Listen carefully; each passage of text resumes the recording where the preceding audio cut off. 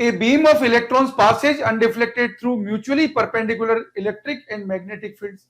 If the electric field is switched off and the same magnetic field is maintained, the electrons move, option 1 दे रखा है, along a straight line, option 2 दे रखा है, in an elliptical orbit, option 3 दे रखा है, in a circular orbit, option 4 दे रखा है, along a parabolic path.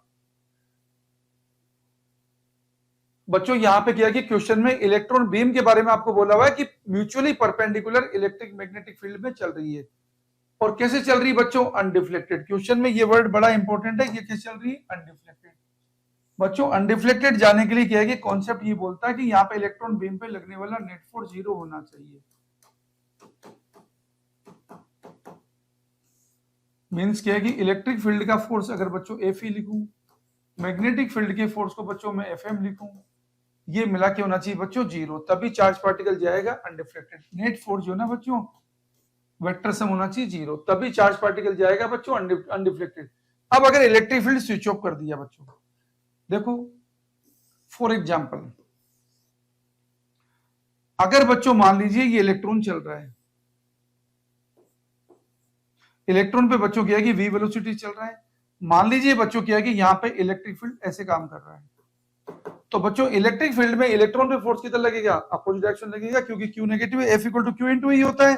तो बच्चों इलेक्ट्रॉन पे फोर्स लगेगा इधर, इलेक्ट्रिक फील्ड की वजह से. ये फोर्स है इलेक्ट्रॉन का, इलेक्ट्रिक फील्ड की वजह से. अब बच्चों मैग्नेटिक फील्ड का फोर्स अपोजिट डायरेक्शन में लगना चाहिए.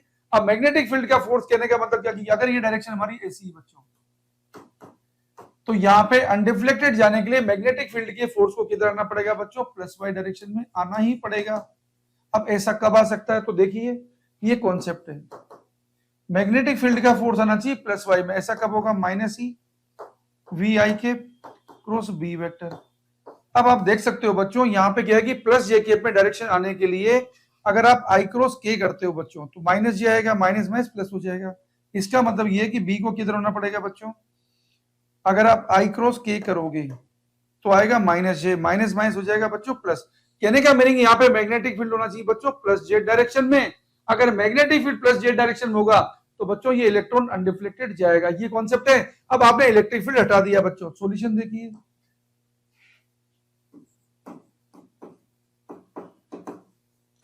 जब बच्चों आप इलेक्ट्रिक फील्ड हटा देते हैं, खाली मैग्नेटिक फील्ड रहता है बच्चों, तो मैग्नेटिक फील्ड के इन्फ्लुएंस में चार्ज पार्टिकल किधर जाएगा बच्चों?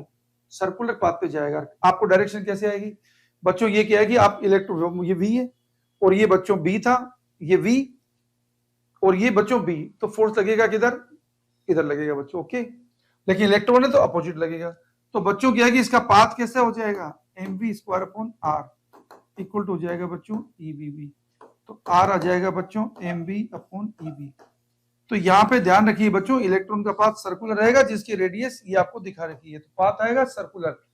तो बच्चों जो 4 ऑप्शन दे रखे हैं, इन 4 ऑप्शन में से हमारा करेक्ट आंसर है ऑप्शन 3.